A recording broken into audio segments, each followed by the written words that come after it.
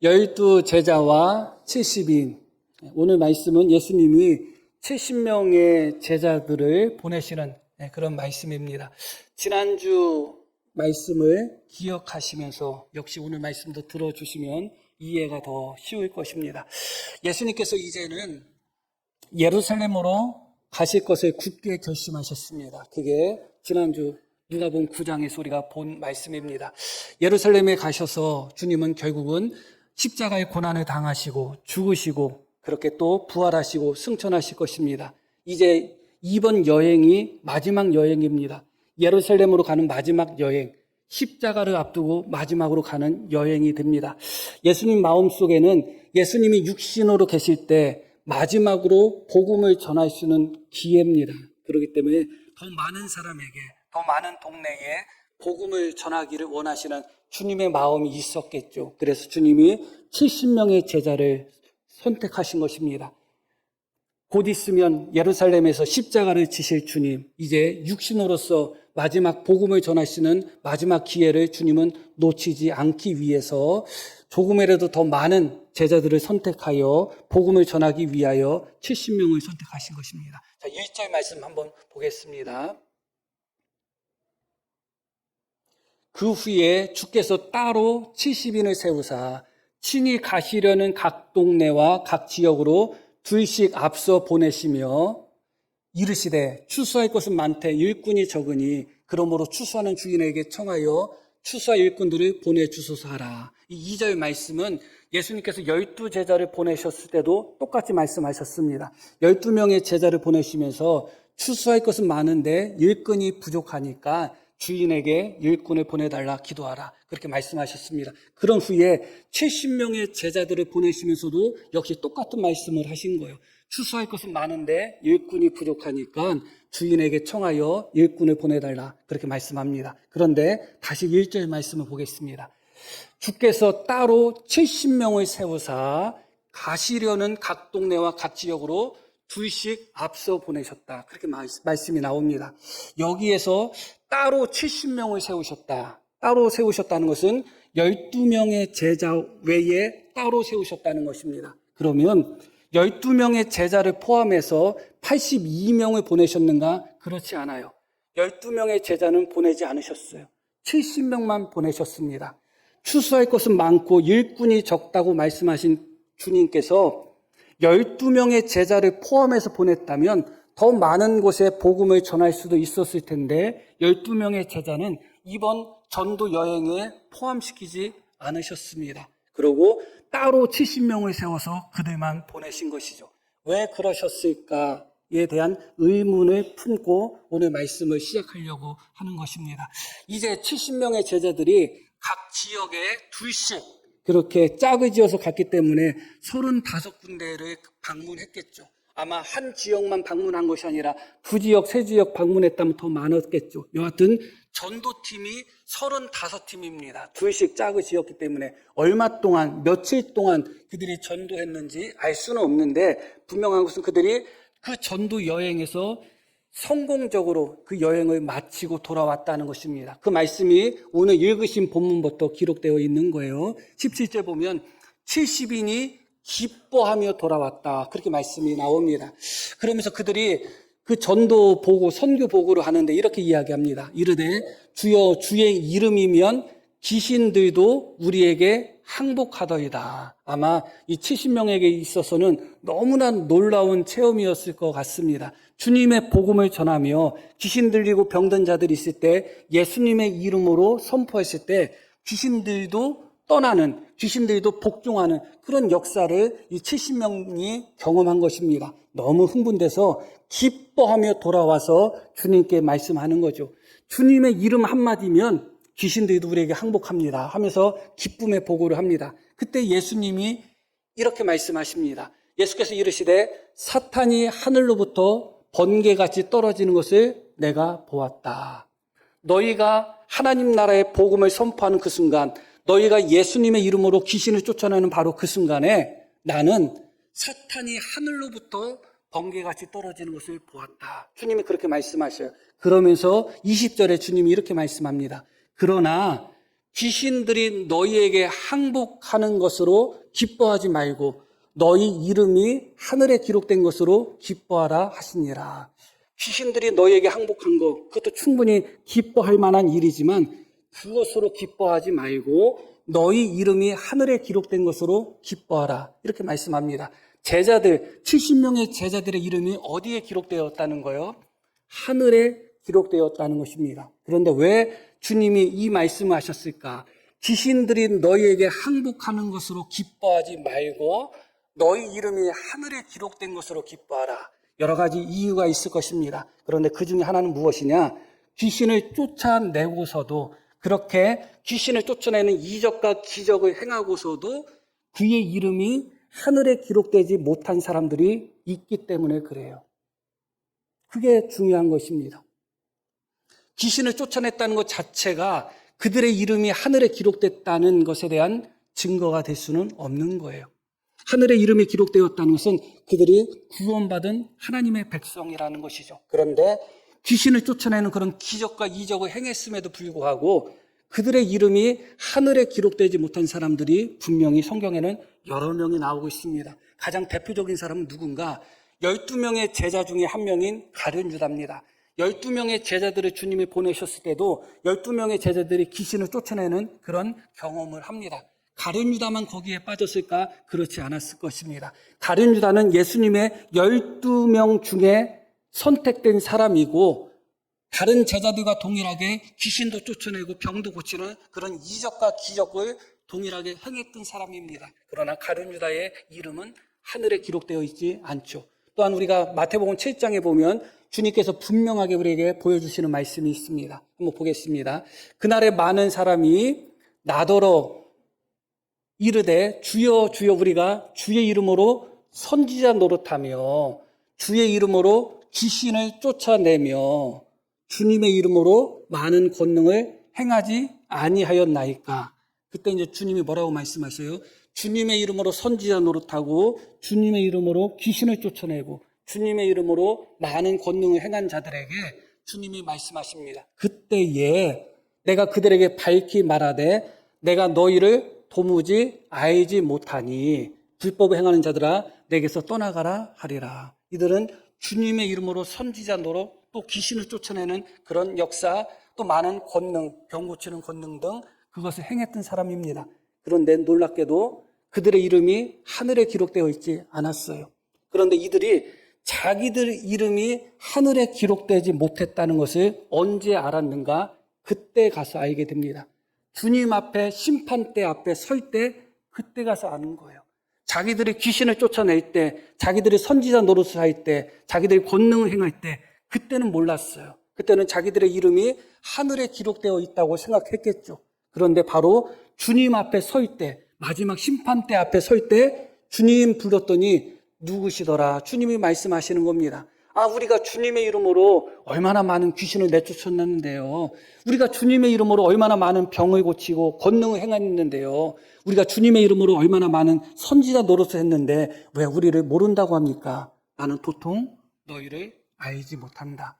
자기들 이름이 하늘에 기록되지 못했다는 것을 마지막 심판의 순간에 깨닫는다면 그것만큼 상상할 수 없는 일입니다. 상상할 수 없는 일입니다. 돌이킬 수 없고 회복할 수 없는 거기 때문에 그래요. 지금 성도님들이 만약에 나의 이름이 하늘에 기록되지 못했다는 것을 지금 혹시 깨닫는다면 아직은 기회가 있지 않겠어요? 아직은 하늘에 이름이 기록될 기회가 남아있는 것입니다. 그런데 자기가 평생 살아가는 동안, 자기가 주님의 이름으로 평생 사역하는 동안, 자기가 평생 귀신을 쫓아내고 능력을 행하고 선지자 노릇을 하는 동안에는 자신의 이름이 하늘에 기록되지 못했다는 것을 모르고 살았던 거예요. 그런데 주님 앞에 서는 순간 너희 이름은 없어. 다시 한번 찾아보세요. 없는데. 또 한번 찾아보세요. 없어. 주님이 그렇게 말씀하시는 거죠. 그렇기 때문에 70명의 제자들에게 말씀하시는 것입니다. 너희가 귀신을 쫓아내는 것 참 기뻐할 만한 일이다. 그러나 너희가 귀신을 쫓아냈다는 것, 그것을 가지고 기뻐하지 말고 너희 이름이 하늘에 기록된 것을 기뻐하라. 그렇게 말씀하고 계시는 것이죠. 그렇다면 어떤 이들은 권능을 똑같이 행하고 똑같이 귀신을 쫓아냈음에도 불구하고 그들도 주님의 이름으로 그렇게 한 거거든요. 다시 마태복음 7장 말씀 볼게요. 그때 내가 22절 그날에 많은 사람이 나더러 이르되 뭐라고 그래요? 주여 주여 우리가 주의 이름으로 선지자 노릇했다. 그러니까 이 사람들도 이상한 짓 한 거 아니에요. 주님의 이름으로 선지자 노릇하고 주님의 이름으로 귀신 쫓아내고 주님의 이름으로 병을 고친 거고 예수님을 주님 주님 부르는 사람들이었거든요. 그런데 이들은 하나님 나라의 이름이 기록되어 있지 않아요. 그런데 70명의 제자는 하나님 나라의 이름이 기록되어 있다는 것입니다. 차이점이 무엇일까? 여러 가지 차이가 있을 것입니다. 그러나 오늘 말씀, 우리가 오늘 읽으신 누가복음 10장 말씀에서 우리에게 주는 차이점을 발견할 필요가 있습니다. 우리가 천국에 가지 못하는 이유는 한 가지가 아니에요. 따지고 보면. 물론 크게 놓고 보면 예수님을 안 믿었기 때문에 그렇죠. 그런데 자기가 예수님을 믿는다고 생각했던 사람들조차도 천국에 못 가는 사람이 많습니다. 주여 주여 하는 사람들조차도 천국에 못 가고 있기 때문에 그렇죠. 그렇기 때문에 무슨 차이가 똑같이 주님의 이름으로 귀신을 쫓아냈음에도 불구하고 어떤 이들은 하나님 나라의 이름이 기록되어 있지 않고 어떤 이들은 하나님 나라의 이름이 기록되어 있을까? 어떤 차이가 있을까? 여러 가지가 있지만 말씀드렸듯이 오늘 본문을 통해서는 한 가지만 말씀을 드리려고 합니다. 이 자리에 계신 분도 마찬가지예요. 똑같이 신앙생활을 하고 있지만 목사 마음으로 다는 우리 교회에서 신앙생활을 하고 있는 모든 성도님들의 이름이 하나님 나라에 기록되기를 원합니다. 그게 목사 마음 아니겠어요? 그럼에도 불구하고 인정하고 싶지 않다 할지라도 인정할 수밖에 없는 현실은 100%는 없거든요. 모든 성도가 다 그의 이름이 하늘에 기록되어 있는 것이 아니에요. 이 자리에 예배드리는 모든 성도의 이름이 다 하늘에 기록되어 있으면 좋겠지만 그렇지 못한 성도도 분명히 있을 거예요. 그 차이점이 무엇일까? 여러 가지 중에 말씀드렸듯이 오늘 말씀 속에서는 한 가지만 말씀을 드리려고 합니다. 자, 제자들이 선교 여행을 마치고 귀신들이 예수님의 이름으로 항복합니다. 기뻐하면서 보고할 때 주님께서 하셨던 말씀이 18절에 나오죠. 보겠습니다. 예수께서 이르시되 사탄이 하늘로부터 번개같이 떨어지는 것을 내가 보았다. 해석하기 조금 어려운 부분이 있는 말씀입니다. 그러나 여기서 일반적인 부분을 한 가지를 말씀드리려고 하는 거예요. 그것은 무엇이냐면 사탄은 처음부터 사탄으로 창조된 존재가 아니죠. 다 알고 계시죠? 사탄은 원래 천사로 창조된 겁니다. 크게 놓고 보면 조직신학에서는 천사 범주 안에 우리가 말하는 선한 천사와 사탄이 다 들어가 있어요. 그러니까 일반적으로 우리가 말하는 천사는 선한 천사고 사탄이나 귀신들은 악한 천사라고 해요. 다 천사예요. 그 종류는 다 천사예요. 다른 종류가 아니에요. 인간처럼 다른 종류가 아니라 사탄과 천사들은, 귀신들은 다 똑같은 천사로서 창조된 같은 종류입니다. 그런데 사탄과 그를 추종했던 귀신들은 결국은 타락함으로 말미암아 하늘에서 쫓겨나게 됐죠. 사람은 하나님의 형상으로 지음받았지만 어디에 살도록 지음받았는가?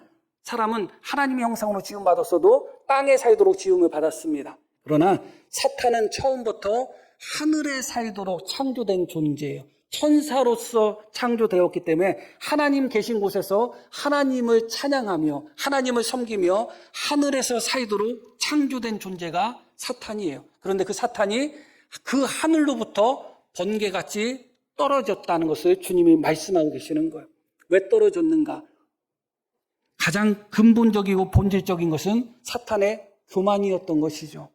하나님을 대적하는 그 교만이었습니다. 인간이 죄를 범한 것도 선악과를 따먹은 것도 사실은 교만입니다. 하나님처럼 높아지고자 하는, 하나님처럼 되고자 하는 교만이에요. 그래서 인간의 원죄와 사탄의 원죄는 동일합니다. 다 교만이에요. 하나님의 자리를 넘본 것이죠. 사탄도 하나님처럼 되고자 반역한 것입니다. 그것을 성경에는 교만이라고 합니다. 이사야서에 그 말씀이 분명히 나오죠.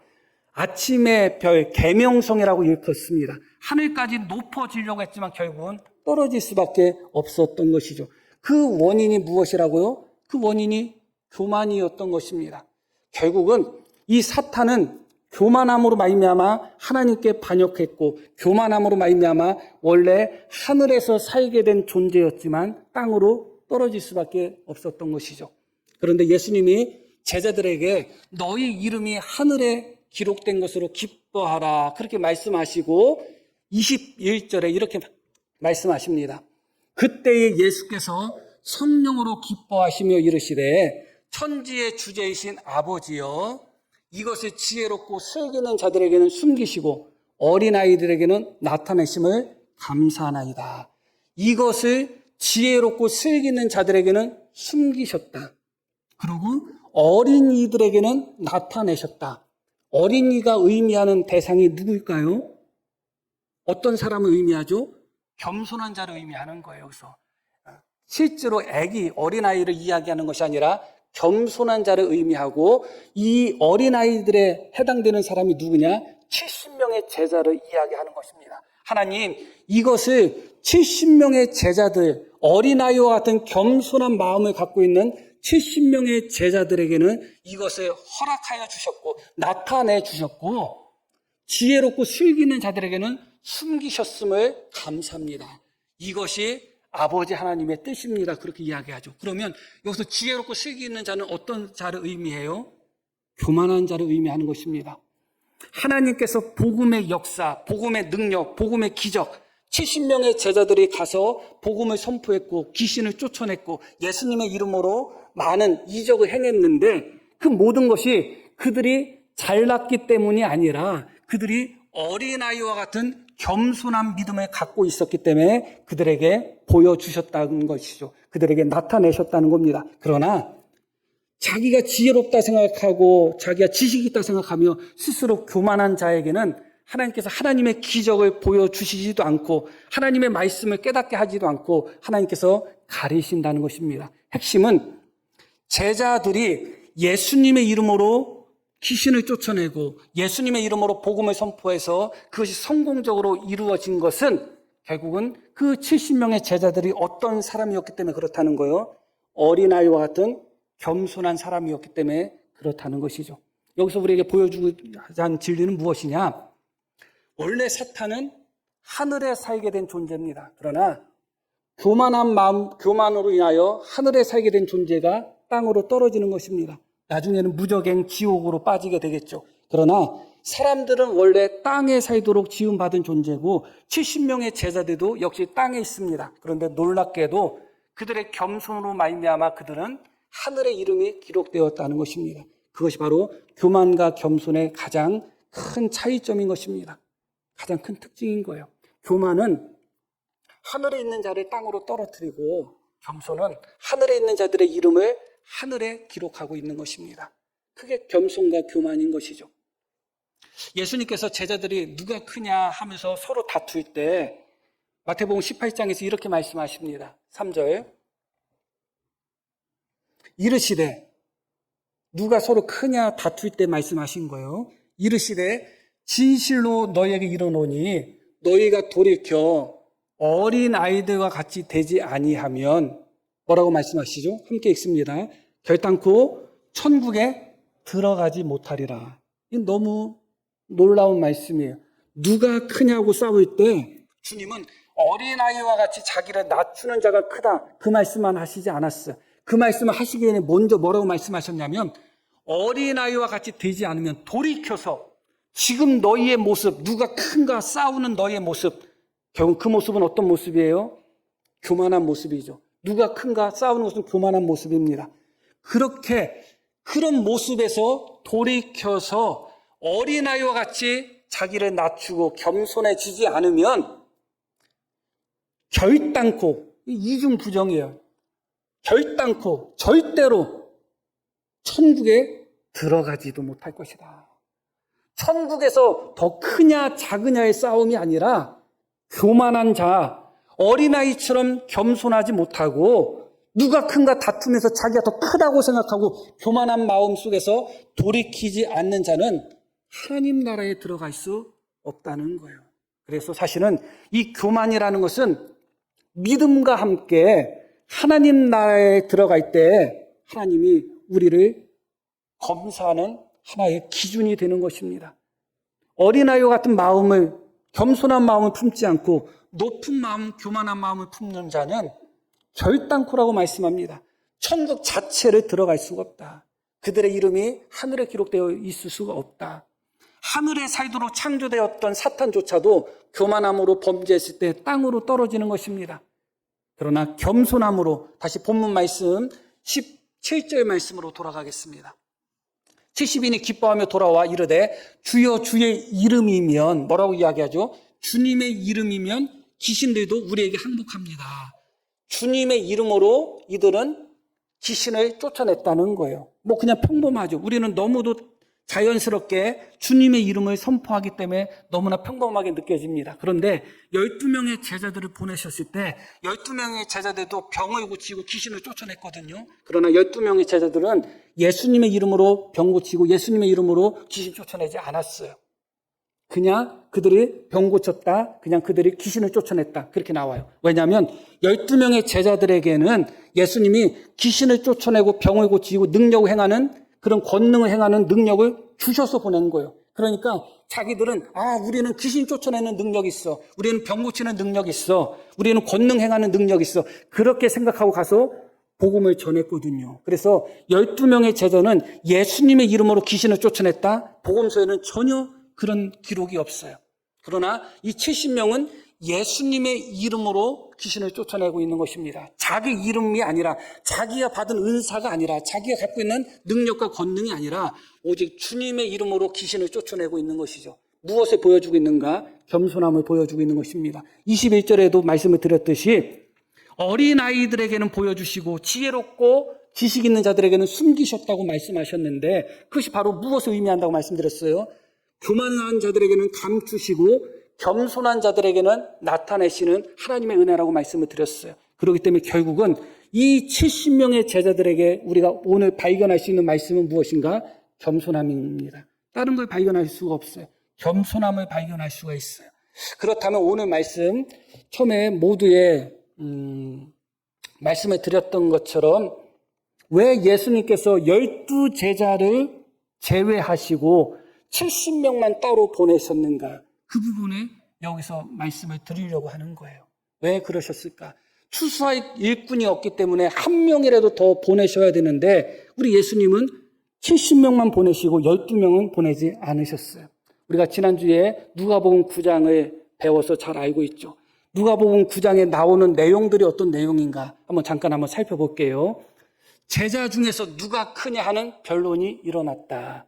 누가 크냐 하는 변론이 일어났다는 것은 제자들 마음속에 무엇이 가득하다는 거예요? 교만이 가득하다는 것입니다. 교만한 마음이 없으면 누가 크냐에 대해서 관심이 없어요. 교만하니까 자기를 내세우고 싶고 자랑하고 싶고 자기를 인정받고 싶고 자기가 높은 자리에 앉고 싶고 하는 교만한 마음이 있기 때문에 제자들은 누가 크냐 하는 변론을 하고 있습니다. 그런데 그 시점이 언제나 예수님께서 예루살렘에서 고난당하시고 죽을 것을 말씀하셨던 바로 그 시점에 제자들은 누가 크냐 하는 변론을 하고 있습니다. 그만큼 제자들 마음속에 교만이 가득했다는 거예요. 12제자를 선택하실 때 수많은 사람들이 예수님을 따랐습니다. 수많은 사람 중에 12명이 선택되었는데 그들 중에 학벌이라든가 사회적인 지위라든가 그렇게 높은 사람들 하나도 없었습니다. 그런데 12명을 선택했죠. 그런데 그 순간에 제자들 마음속에는 어떤 생각이 들겠어요? 몇천 명, 몇만 명이 예수님을 따라다니는데 그 중에서 너희 12명은 이제부터 나의 제자야. 그렇게 예수님이 선택했을 때 처음에는 너무 감사했겠죠. 나같이 물고기밖에 잡을 줄 모르는 나같이 세리를, 나같이 볼 것도 없는 사람을 예수님은 12명의 제자로 삼으셨네. 처음엔 감사했을 거예요. 근데 어느 순간부터 그들 마음속에 무엇이 싹틀까요? 교만이 싹틀 수밖에 없어요. 나는 특별하게 선택받은 12명의 선택받은 그런 제자다 하는 교만이 싹틀 수밖에 없죠. 누가 크냐 하는 변론은 한순간에 그들 마음속에 교만이 한순간에 들어가서 한순간에 드러난 것이 아닙니다. 무엇이 우리 바깥으로 입이든 행동이든 드러나기까지는 마음속에서 오랫동안 자라고 있었다는 것을 부인할 수 없을 거예요. 내 마음속에서 교만이 자라나다가 결국은 어느 순간에 누가 크냐 하는 다툼을 벌이고 있는 것이죠. 분명한 것은 12명의 제자들 마음속에 교만이 크게 차지하고 있다는 것은 부인할 수 없어요. 이 누가 크냐 하는 변론을 통해서 우리는 제자들의 교만한 마음을 읽을 수밖에 없죠. 그런 후에 49절 보면 어떤 말씀이 나오죠? 요한이 여짜오되 주여 어떤 사람이 주의 이름으로 귀신을 내쫓는 것을 우리가 보고 우리와 함께 따르지 아니하므로 어떻게 했다고 나와요? 금하였다. 금지시켰다. 자기가 뭔데? 예수님이 12제자죠. 12제자 중에 요한 정도 되면 수제자예요. 3명을 특별히 선택했잖아요. 그러니까 자기들은 누가복음 9장의 말씀 보면 귀신 들린 사람을 쫓아내지 못한 아픈 기억이 있어요. 그런데 어떤 사람이 누구의 이름으로다요? 주님의 이름으로 귀신을 내쫓고 있는 거예요. 주님의 이름으로 귀신을 내쫓고 있다는 것은 12명의 제자 중에 한 명은 아니라 할지라도 예수님을 믿는 사람이죠. 그리고 자기들이 지금 하지 못한 일을 하고 있습니다. 그런데 그 사람이 귀신을 내쫓는 것을 어떻게 했다? 격려한 것이 아니라 금지시켰다는 거예요. 그것은 마음속에 시기와 질투가 가득했다는 것이고 이 시기와 질투도 역시 교만의 다른 모습이에요. 다른 사람이 나보다 성공하고 다른 사람이 나보다 칭찬받고 다른 사람이 나보다 인정받고 다른 사람이 나보다 더 잘 나가는 것에 대한 마음속의 시기, 질투 그런 마음이 일어난다는 것은 우리 마음속에 교만이 가득하다는 거예요. 더군다나 자기가 그 사람들을 어떻게 했다는 거예요? 그 사람을 금지시켰다는 거예요. 자기들에게는 그런 권한이 없어요. 아무리 12명의 제자라 할지라도 그들도 똑같이 뭐예요? 제자예요. 그게 중요하잖아요. 12명의 제자지 12명의 스승이 아니에요. 특별하게 예수님께 선택받은 12명의 사도 제자이지 아직은 그들이 예수님이 이 땅에 계시는 동안에는 아직은 제자예요. 예수님이 승천하시고 초대교회가 시작됐을 때는 그때부터 12명의 사도는 말 그대로 제자의 모습에서 선생의 모습으로 변하게 되겠죠. 그러나 아직은 제자야. 그럼에도 불구하고 우리는 특별한 제자다. 특별한 12명의 제자다. 그런 교만한 마음 속에서, 권위 속에서 함부로 어떤 사람이 예수님의 이름으로 정당하잖아. 예수님의 이름이기 때문에 예수님의 이름으로 정당하게 귀신을 쫓아내는 것을 보고 니네 하지마. 금지시켜버리는 거예요. 당신이 누군데? 우리 예수님의 12제자야. 하지마. 이것이 무엇을 의미하는가? 그것이 교만인 거예요. 결국은. 그리고 예수님께서 예루살렘으로 가시기 위하여 사마리아를 통과해야지 사마리아가 지름길이거든요. 그래서 사마리아를 통과하기 위해서 제자들을 보내셔가지고 어떻게 했어요? 사마리아의 마을 중에 어떤 마을에 가서 장소를 좀 준비하라 하고 제자들을 보냈어요. 그런데 그 제자들이 갔다가 돌아오면서 사마리아에 있는 마을 사람들이 자기들을 받아들이지 않는다는 거예요. 그래서 어떻게 하자고 이야기해요? 제자 야고보와 요한이 이를 보고 이르되 주여 우리가 불을 명하여 하늘로부터 내려 저들을 멸하라 하시기를 원하나이까. 자기들을 거절했다고 해서 사람이 자기가 잘났다고 생각하면 다른 사람의 아니오를 견디기가 어려워요. 감히 네가 나한테 아니라고 해? 견디기 어려워. 높은 지위를 갖고 있는 사람일수록 특히 그래요. 내가 누군데 감히 내 앞에서 아니라고 해? 그거 받아들이기가 어려운 거예요. 그게 바로 교만이 그 안에 가득 차 있을 때 나타나는 그런 현상이고 증상이에요. 내 마음에 교만이 가득하면 내 의견에 아니요 하는 것을 받아들이지를 못해요. 아니라고 해? 아주 거기에 대해서 아주 민감하게 반응을 하죠. 제자들도 마찬가지예요. 사마리아 사람들이 제자들과 예수님을 받아들이지 않는 거예요. 그럴 수 있죠. 지난주에 배웠잖아요. 그런데 바로 그때 어떤 반응을 해요? 하늘에서 불을 명하려 저들을 다 태워버리기를 원하시나이까. 그렇게 이야기하고 있습니다. 큰 분노를 이야기하는 거죠. 우리가 누군데 감히 너희가 우리를 거절해? 이게 교만이에요. 이게 교만이에요. 그런데 더 재미난 것은 무엇이냐? 자기들이 하늘에서 불을 명하여서 하늘에서 불을 내리게 할 수 있는 능력이나 있어요? 없잖아요. 그 능력이 자기들에게 어디 있어요? 그런데 뭐라고 이야기해요? 우리가 불을 명하여. 참 재미난 소리 하고 있네. 눈앞에 있는 귀신 하나 쫓아내지 못했던 제자들이 우리가 불을 명하여 하늘로부터 내려 저들을 멸하시기를 원하시나이까. 마치 자기들이 당장이라도 하늘에서 불이 내려라 엘리야처럼 그렇게 명령하면 불이 떨어질 것처럼 이게 다 교만인 거예요. 결국은 드리고 싶은 말씀은 무엇인가? 결국은 제자들 12명의 제자들은 어느 순간 그들에게 믿음을 찾아보기가 어렵고 그들에게 겸손을 찾아보기 어렵게 변했어요. 어느 순간 그들의 마음에 교만이 가득한 것이죠. 그래서 예수님이 말씀하셔도 베드로 같은 경우에 안 됩니다 하면서 스승이신 예수님까지도 책망하는 것 같은 그런 조로 베드로가 이야기를 합니다. 주님의 말씀도 잘 받아들이지 않아요. 누가 크냐 서로 싸우고 있습니다. 마음속에 높아지고자 하는 교만이 가득한 겁니다. 자기들이 못한 것을 다른 사람이 귀신 쫓아내는 것을 보고 시기하고 질투하며 마치 자기들이 대단한 사도인 것처럼 이야기하면서 금지시키고 있죠. 자기들을 영접하지 않았다고 해서 하늘에서 불을 내려서 다 태워버리겠다고 말을 하고 있습니다. 이 모든 것이 그들 안에 가득한 교만함을 보여주고 있는 것입니다. 예수님을 믿는 사람이 마음에 교만이 가득하면 그 교만 가지고 뭐 하겠어요? 교만 가지고 다투기밖에 더 하겠어요?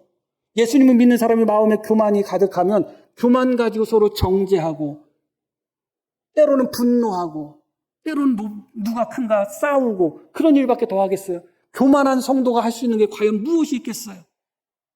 그래서 디모데전서 6장에서는 이렇게 이야기하고 있습니다.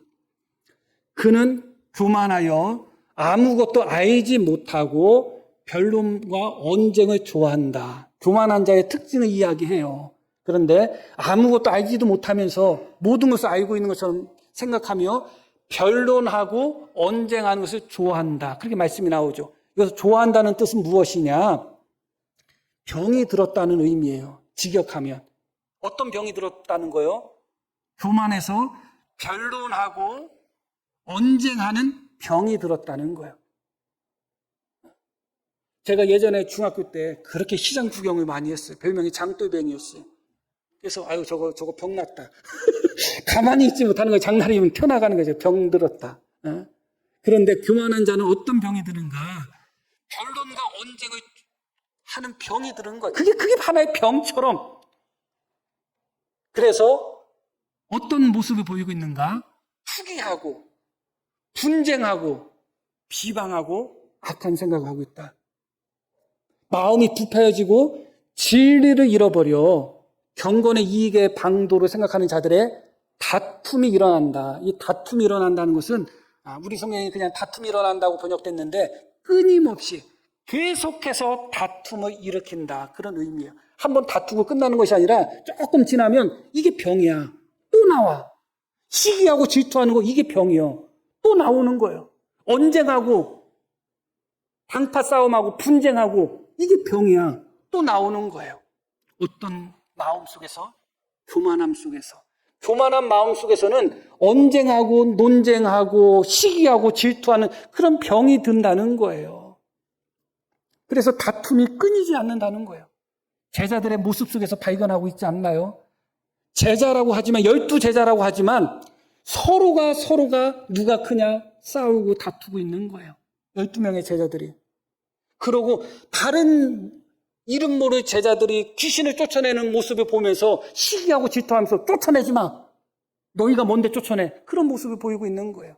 사마리아 사람들이 자기를 받아들이지 않았다고 해가지고 분노하며 다 태워버려야 되지 않겠습니까? 멸해야 되지 않겠습니까? 그런 반응을 보이고 있는 거예요. 이게 모두가 다 교만의 반응인 것입니다.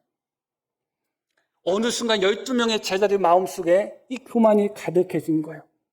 결론적으로 말씀을 드릴게요.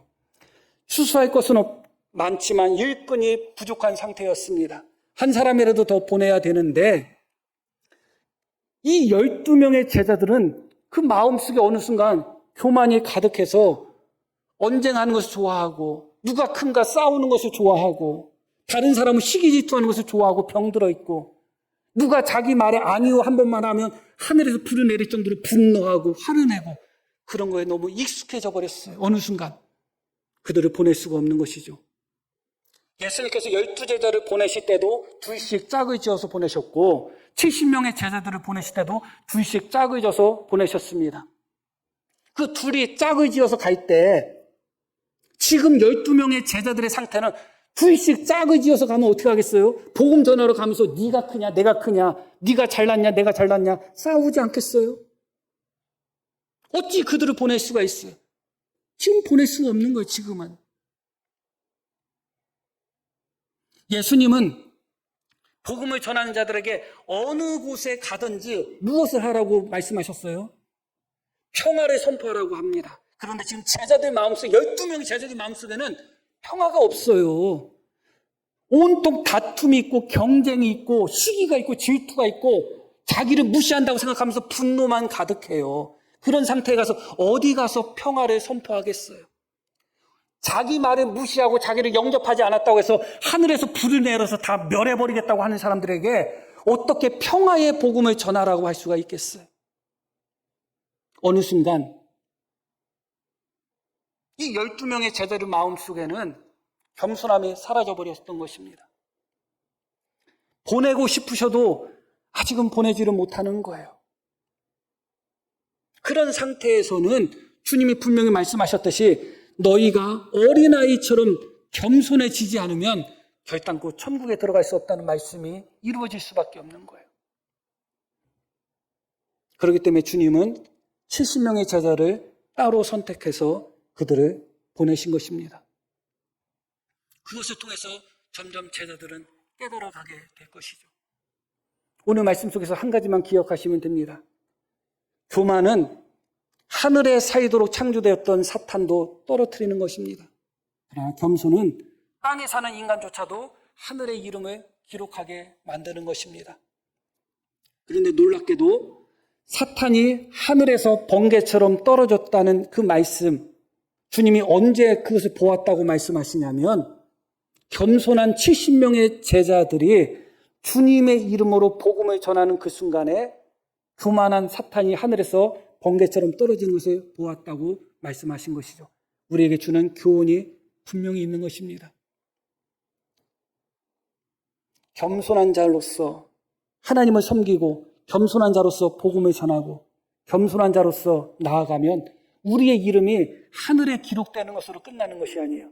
사탄이 번개처럼 땅으로 떨어지는 사탄의 나라가 점점 쇠퇴해져가는 역사가 나타나는 것이죠. 그러나 성도라고 하면서 여전히 교만해가지고 주님의 길, 겸손한 십자가 주님의 길을 따라가지 않고 교만한 사탄의 길을 따라가면서 여전히 마음에 교만해서 이 사람 저 사람 판단하고 다니고 이 사람 저 사람과 언쟁하면서 다니고 내가 인정받기를 원하고 높아지기를 원하면서 여전히 교만한 마음을 품고 있다면 그런 마음으로 어찌 사탄을 대적할 수 있고 어찌 영적 싸움을 할 수 있겠습니까? 이 말씀을 통해서 다시 한번 왜 예수님께서 추수할 것은 많되 일꾼이 부족한 이 시점에 12명의 제자를 배제하시고 나머지 70명의 제자를 따로 선택하셔서 보내셨는지 다시 한번 기억하며 주님을 믿는 자들이 잃어서는 안 되는 것, 놓쳐서는 안 되는 것이 겸손이라는 것을 다시 깊이 기억할 수 있는 오늘 하루가 되기를 소망합니다. 자, 우리 들으신 말씀 기억하며 함께